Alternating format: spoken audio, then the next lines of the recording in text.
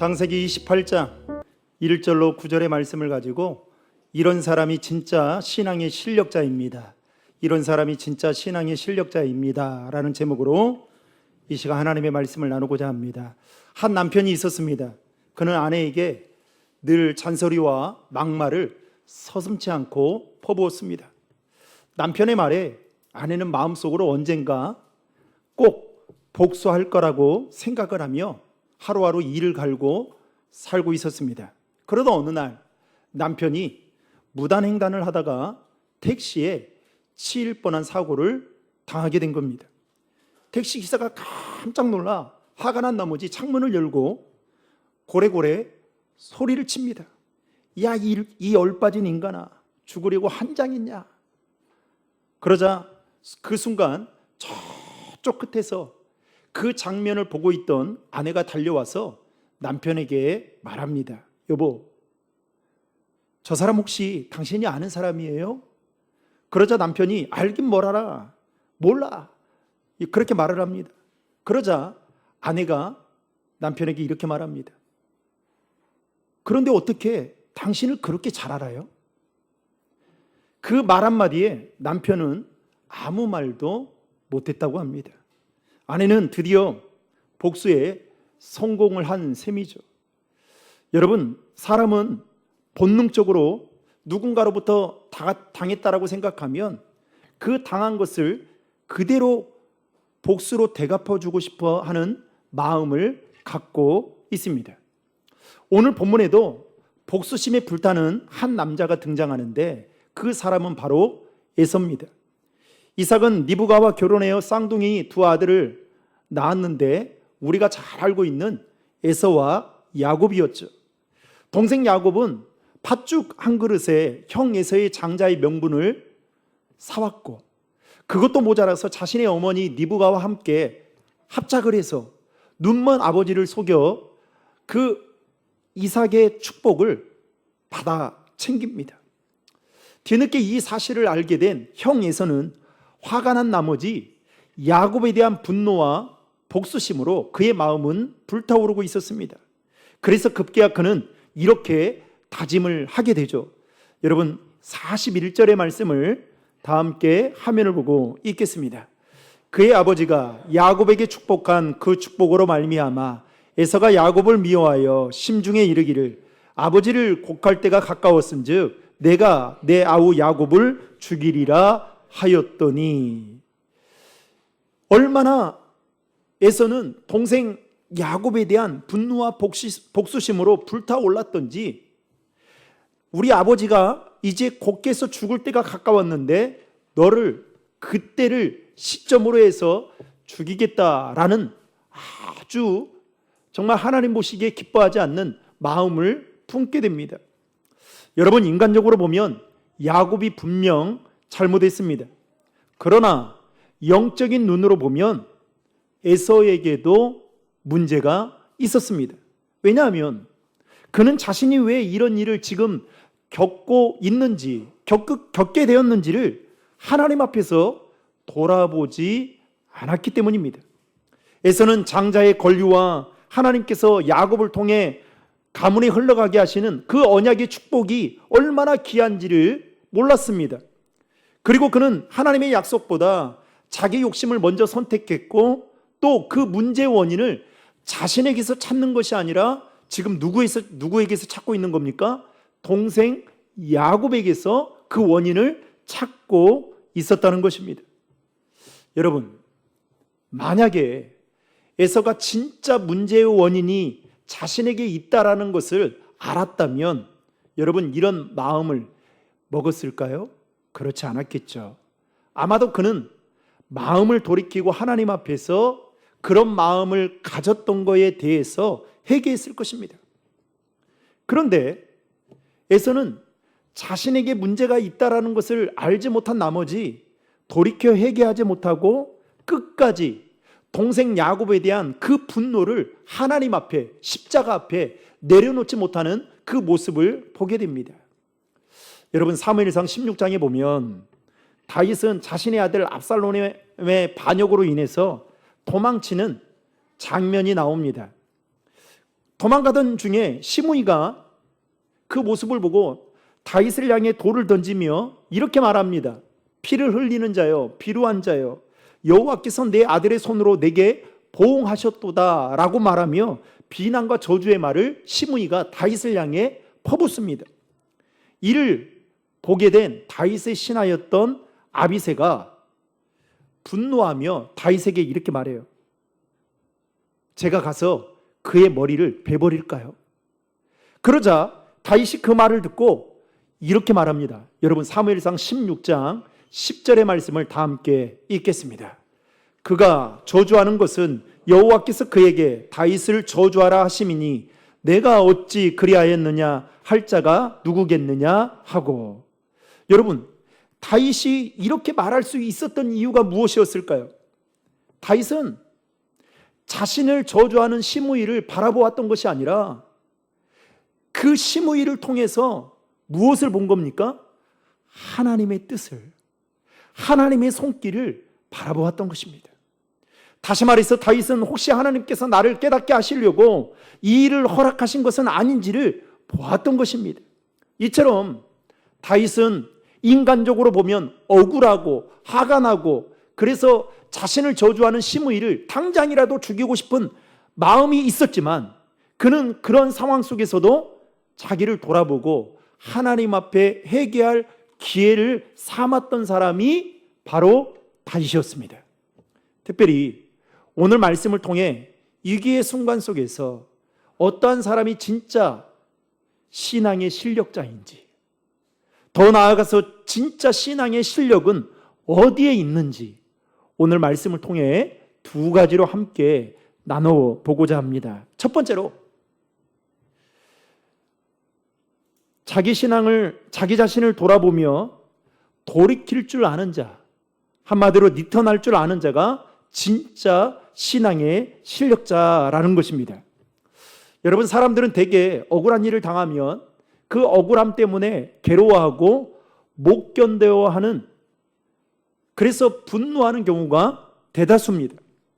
그리고 자신이 당한 그 억울함에 대해서 어떻게든 복수로 대갚아 주고자 하는 마음들을 갖고 살아갑니다.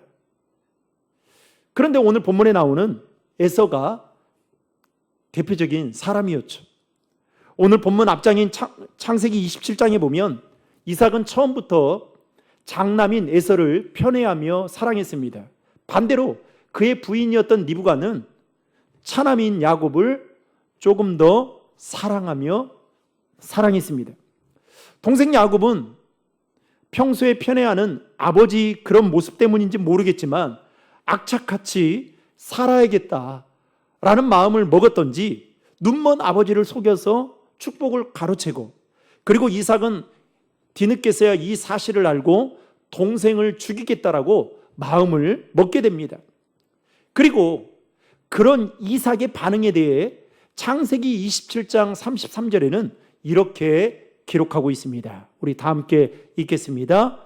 이삭이 심히 크게 떨며 이르되 그러면 사냥한 고기를 내게 가져온 자가 누구냐? 내가 오기 전에 내가 다 먹고 그를 위하여 축복하였은즉 그가 반드시 복을 받을 것이니라. 아멘. 지금 야곱이 자신의 어머니와 합작을 해서 눈먼 아버지를 속이고 축복을 받고 난 이후에 그 사실을 뒤늦게 알게 된 아버지 이삭이 그 일과 관련되어져서 심히 크게 떨었다라고 말하고 있습니다. 여러분, 왜 그랬을까요? 이삭은 그제서야 깨달았던 것입니다. 그가 깨달았던 것은 창세기 25장에 보면 리브가가 에서와 야곱을 임신하지 않습니까? 그런데 태 속에서부터 그 두 아이가 싸우는 거예요. 그러자 이삭이 하나님께 묻습니다. 하나님, 어찌해서 태 속에서부터 이런 일이 벌어집니까? 라고 묻자 하나님이 이삭에게 이렇게 말해요. 창세기 25장 23절의 말씀을 다 함께 읽겠습니다. 여호와께서 그에게 이르시되 두 국민이 내 태중에 있구나. 두 민족이 내 복중에서부터 나누이리라. 이 족속이 저 족속보다 강하겠고 큰 자가 어린 자를 섬기리라 하셨더라. 아멘. 이삭은 태 속에서부터 하나님이 싸우는 그 아이를 향해 이 말씀을 하셨음에도 불구하고 자신의 인간적인 욕심과 생각 때문에 하나님의 뜻을 거스르면서까지 그 하나님의 말씀을 수용하지 않습니다. 받아들이지 않아요. 그래서 그는 야곱이 아닌 에서가 축복을 받아야 된다. 장자이기 때문에 그런 생각을 가지고 있었습니다. 그러나 이후에 야곱이 눈먼 아버지를 속여서 그 축복권을 받아 가로챈 것을 보면서 이삭은 그때서야 깨닫게 됩니다.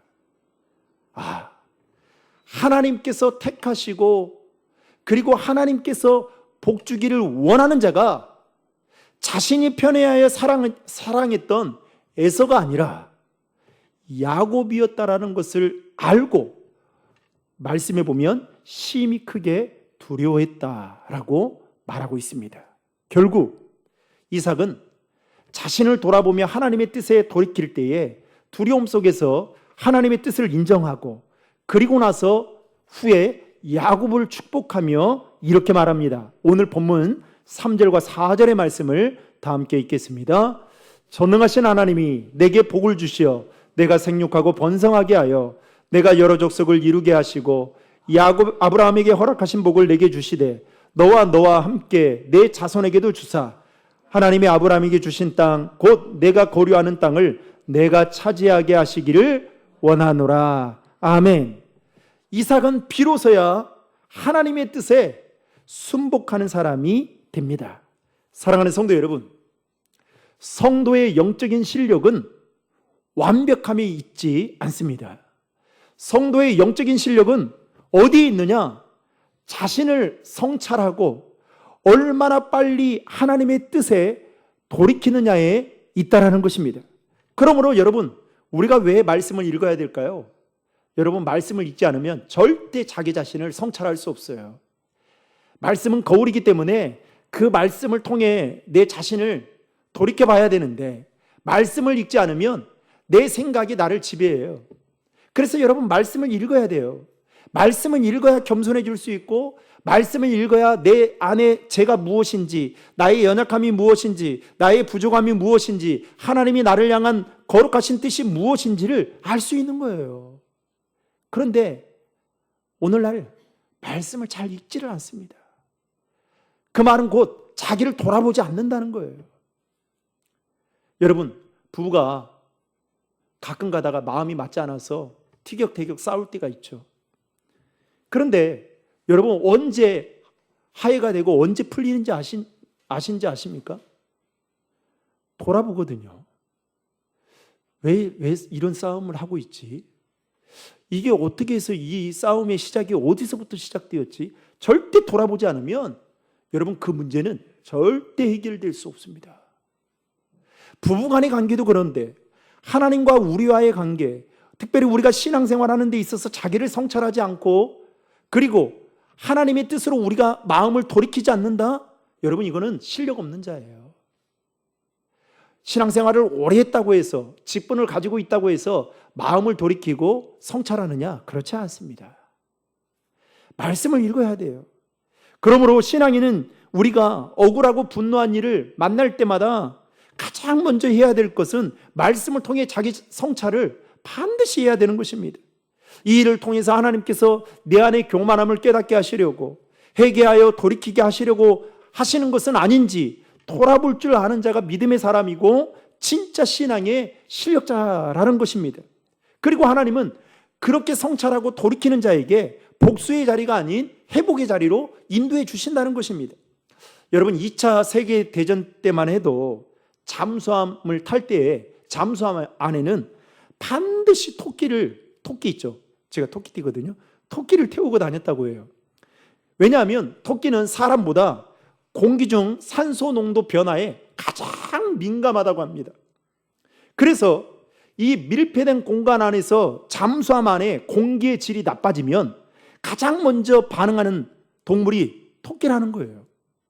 그래서 승무원들은, 그리고 잠수함에 탄 사람들은 토끼가 갑자기 호흡곤란으로 쓰러진다라고 생각하면 반드시 그 잠수함을 물 위로 올려 떠오르게 해서 환기를 시켰다고 합니다.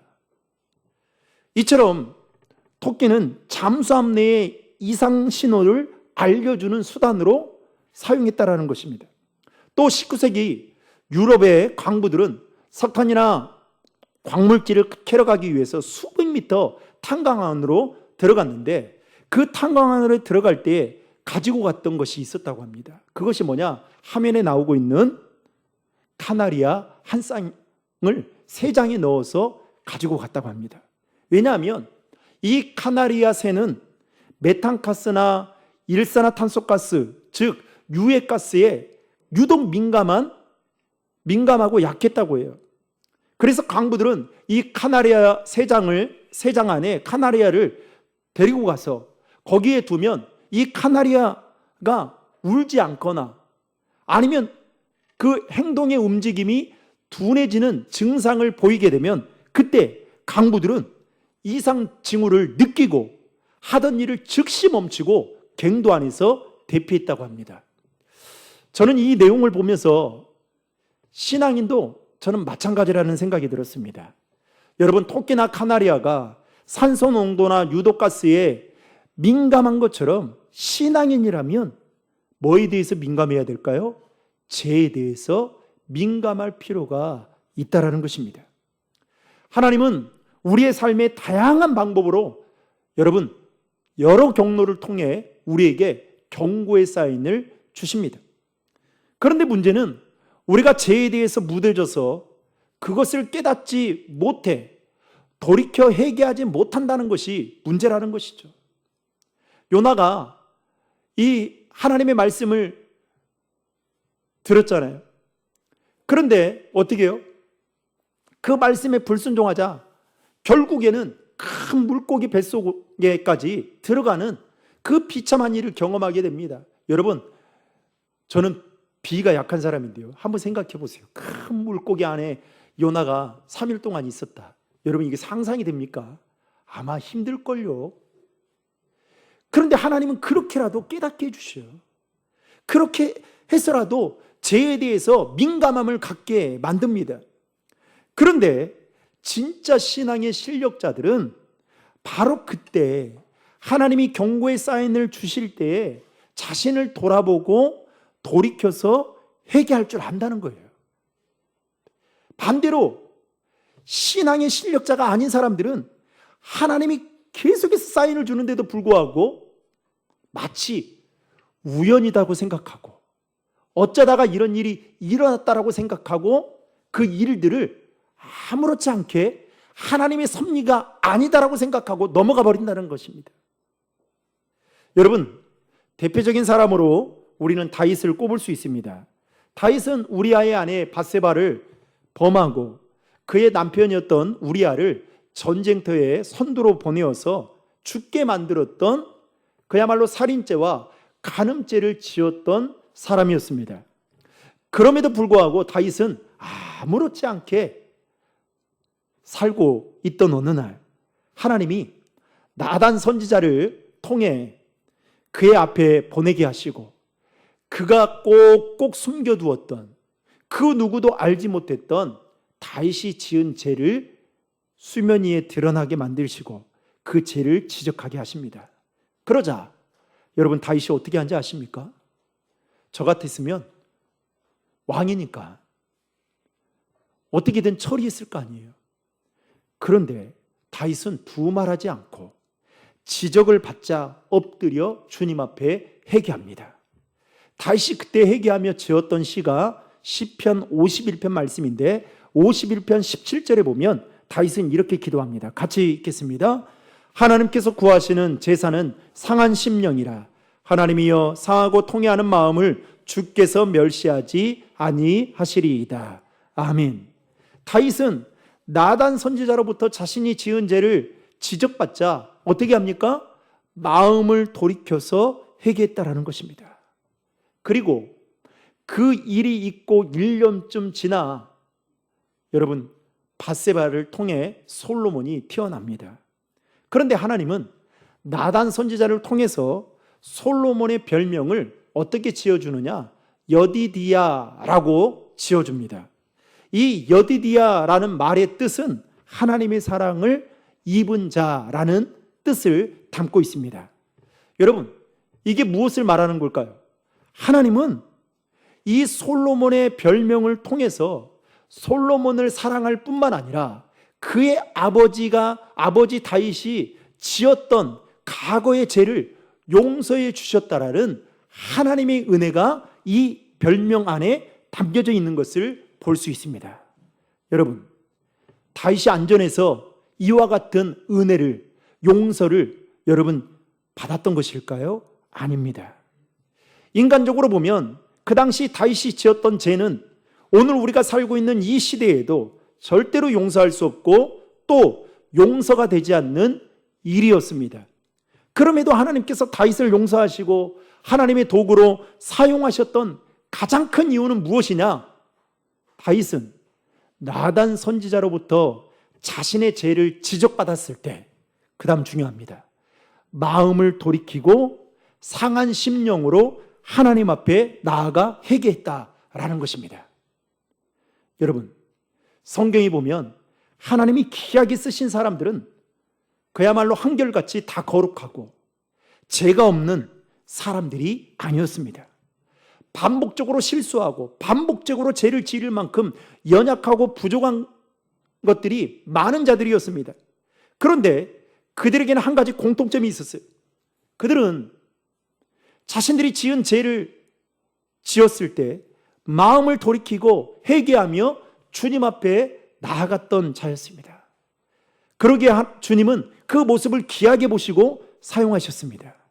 그러므로 사랑하는 성도 여러분, 저와 여러분에게도 죄에 대해 민감하여 매 순간 마음을 돌이키고 회개함으로 주님께 나아가는 영적인 실력자들이 될 수 있기를 주님의 이름으로 축원합니다. 여러분, 그래서 말씀 읽고 여러분 기도하다가 성령께서 우리에게 깨닫게 해주시는 것들이 있어요. 그러면 어떻게 해요? 즉각 무릎 꿇고 기도하셔야 돼요. 그리고 마음을 하나님의 말씀으로 돌이켜야 돼요. 오늘 특별히 본문 6절에 보면 이삭은 이렇게 뒤늦게서야 하나님의 뜻을 깨닫고 야곱을 축복하고 이제 밧단 아람으로 그를 보내게 됩니다. 그러면서 뭐라고 이야기하느냐? 거기서 아내를 맞이하되 가나안 사람들 딸들 중에는 절대로 아내를 취해서는 안 된다라고 당부합니다. 그리고 야곱은 아버지의 말에 순종하여 밧단 아람으로 떠납니다. 근데 여러분, 오늘 말씀해 보면 이 모든 과정을 누가 지켜보고 있느냐? 형 에서가 다 지켜보고 아버지가 했던 말까지 다 듣고 있었습니다. 사실 야곱도 형 에서가 그랬듯이 얼마든지 자기 눈에 예쁘고 매력적인 가나안 여인을 아내로 맞이하고 싶은 마음이 있었을 것입니다. 게다가 아버지 이삭의 나이가 그 당시에 137세가 되어서 이제는 눈이 다 멀 정도로 육신이 쇠약해진 때다 보니 야곱은 얼마든지 자신의 힘으로, 자신의 뜻대로, 자신의 생각대로 아버지의 말을 무시하고 행동하며 살 수 있을 만한 그런 젊음이 그에게 있었습니다. 그런데 야곱은 그렇게 하지 않고 아버지 이삭의 말에 순종합니다. 여러분, 왜 그랬을까요? 야곱은 아버지가 그에게 했던 말이 하나님의 뜻이다라는 것을 알았기 때문이었습니다. 그렇다면 아버지 이삭이 야곱에게 한 말이 구체적으로 무슨 말이었느냐? 여러분, 다시 오늘 본문 3절과 4절의 말씀을 다 함께 읽겠습니다. 전능하신 하나님이 내게 복을 주시어 내가 생육하고 번성하게 하여 내가 여러 족속을 이루게 하시고 아브라함에게 허락하신 복을 내게 주시되 너와 함께 내 자손에게도 주사 하나님이 아브라함에게 주신 땅 곧 내가 거류하는 땅을 내가 차지하게 하시기를 원하노라. 아멘. 이삭은 뒤늦게서야 하나님의 뜻을 알고 야곱에게 축복을 하면서 이와 같은 말을 했는데 야곱은 그 말을 인간적인 말로 듣지 않고 하나님의 말씀으로 받았다는 것입니다. 야곱의 여러분 이름의 뜻이 아십니까? 이름의 뜻은 사기꾼이고 속이는 자입니다. 그 이름의 뜻대로 야곱은 상당히 문제가 많았던 자였습니다. 그런데 여러분, 놀랍게도 여러분 창세기에 나오는 족장의 대를 보면 아브라함, 이삭, 그 다음에 누굽니까? 에서가 아니라 야곱, 요셉으로 이어집니다. 4대 족장이라고 말을 하죠. 사기꾼이고 남을 속이고 등쳐먹고 심지어는 잔정머리라는 게 하나도 없을 만큼 형을 생각하는 마음도 없었던 그가 축복의 가문으로 이어가고 있는 것을 보게 됩니다. 여러분, 왜 그런 은혜를 누릴 수 있었을까요? 그는 하나님의 매 순간 하나님의 말씀을 기준으로 삼았던 자였습니다. 반면에 형 에서는 착하고 사냥을 잘했지만 말씀의 기준이 없었습니다. 결국 두 사람의 인생의 길은 다른 길을 걸어가는데 여러분, 그 이유가 무엇 때문이었느냐? 에서는 삶의 기준이 하나님의 뜻이 아니라 자신의 생각이었지만 야곱은 삶의 기준이 자신의 생각이 아닌 하나님의 말씀이었고 그 말씀을 자신의 삶의 기준으로 삼고 살았다라는 것입니다. 그래서 아버지가 자신에게 축복하여 한 말 4절에 보면 너로 하나님의 아브라함에게 주신 땅 곧 너희 우거하는 땅을 유업으로 받게 하시기를 원하노라. 이 말씀을 하나님의 말씀으로 받고 그 말씀을 기준 삼아 가나안 여인을 아내로 맞이하지 않는 야곱을 볼 수 있습니다. 그런데 에서는 달랐습니다. 에서는 그 모든 전 과정을 지켜보고 있는데도 불구하고 어떻게 행동했느냐?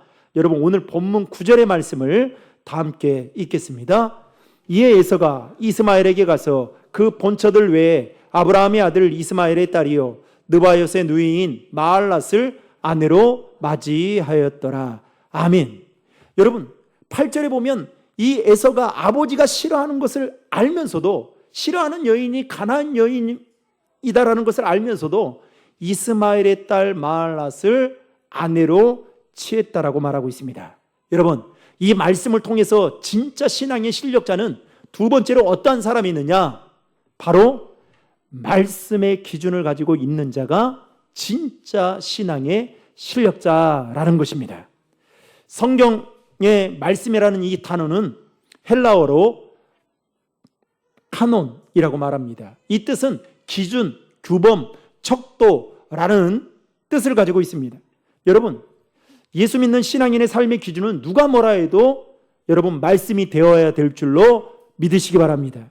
왜 그래야 될까요? 우리가 인생을 살면서 복잡하고 다양한 문제들을 만나는데 그때 말씀이 우리의 인생의 기준이 되지 못하면 쉽게 넘어지고 쉽게 대세의 흐름에 따라 살아가는 거예요. 예수를 믿어도 말씀의 기준이 없으면 시대의 흐름에 따라가요. 그런데 여러분, 놀라운 것은 이 세상의 기준은 언제든지 상황에 따라 환경에 따라 바뀌고 변합니다. 그러나 신앙인, 진짜 신앙인들이 기준으로 삼고 있는 그 하나님의 말씀은 세세 무궁해서 영원하며 변하지 않기 때문입니다. 무엇보다도 그 말씀은 시편 기자의 고백처럼 내 발의 등이요 내 길에 빛이 된다라고 말씀하고 있습니다. 그러므로 우리는 여러분 이 땅을 살아가면서 우리의 삶의 기준은 무엇이 되어야 될까요? 하나님의 말씀이 우리의 삶의 기준이 되어야 됨을 믿으시길 바랍니다. 그 말씀을 삶의 기준으로 삼고 어느 날 저희 둘째 아이가 자신의 신앙적인 고민 비슷한 것을 이야기를 좀 하더라고요. 그러면서 청년의 때에 고민하고 있는 고민을 좀 이야기를 하더라고요. 엄마랑 막 쭉 이야기하다가 제가 그 이야기를 듣고 그런 말을 했습니다. 그래, 다 좋은데 네가 생각하고 결정하는 그것이 네 믿음을 지켜내지 못한다면 그거는 잘못된 거라고 생각한다. 정말 네가 그 현실 앞에 그 믿음을 지킬 수 있을 만한 선택이라면 나는 환영한다. 그런 이야기를 한 적이 있어요. 그 말의 뜻은 이거예요. 말씀이 삶의 기준이 되지 않고 다른 것이 기준이 되어 결정하면 반드시 실패한다는 겁니다. 사랑하는 성도 여러분, 우리는 영원히 변하지 않는 하나님의 말씀을 우리의 삶의 기준으로 삼고 살아가는 것이 신앙생활의 성패를 좌우할 뿐만 아니라 여러분, 야곱처럼 하나님의 말씀을 기준 삼아 살아가는 것이 진짜 신앙의 실력자임을 믿으시길 바랍니다. 이제 말씀을 맺겠습니다. 인생의 문제는 누구에게나 찾아옵니다. 그때의 신앙의 실력자는 그 문제 앞에 자신을 성찰하고 하나님께로 돌이키며 회개하여 하나님이 주시는 그 회복의 은혜를 경험하게 됩니다. 오늘 본문에 나오는 이삭이 그랬고 야곱이 그랬고 다윗이 그랬습니다. 이들은 한마디로 말하면 오늘 말씀의 제목에 따르면 영적인 실력자들이었습니다. 하나님은 오늘 또 마음을 돌이키며 죄에서 회개하는 자를 찾고 계십니다. 여러분, 신앙생활의 성패는 완벽함이 있는 것이 아니라 죄를 지었지만 그 죄에 대해서 다시 민감해서 돌이켜 회개하며 하나님의 말씀을 기준으로 삼고 살아가는 것이 여러분 신앙생활의 성패를 좌우한다는 사실을 믿으시길 바랍니다. 그러므로 사랑하는 신도림 중앙의 성도 여러분, 바라기는 저와 여러분 모두가 하나님 보시기에 기뻐할 만한 신앙의 실력자들이 되시기를 주님의 이름으로 축복합니다. 매 순간 하나님의 말씀 앞에서 자신을 돌아보고 회개하고 하나님의 뜻으로 다시 돌이켜서 그 말씀을 기준으로 삼고 살아갈 때에 하나님은 예비하신 축복을 그의 삶 가운데 부어주신다는 사실을 기억하시고, 한때 야곱이 인간적으로 보면 정말 약삭빠르고 교활했지만 결국 하나님의 축복은 그를 통해서 요셉으로까지 이어졌던 것처럼 그 축복의 대가 저와 여러분들이 되시기를, 그리고 그런 축복을 누리는 진짜 신앙의 실력자들이 되시기를 주님의 이름으로 축원합니다.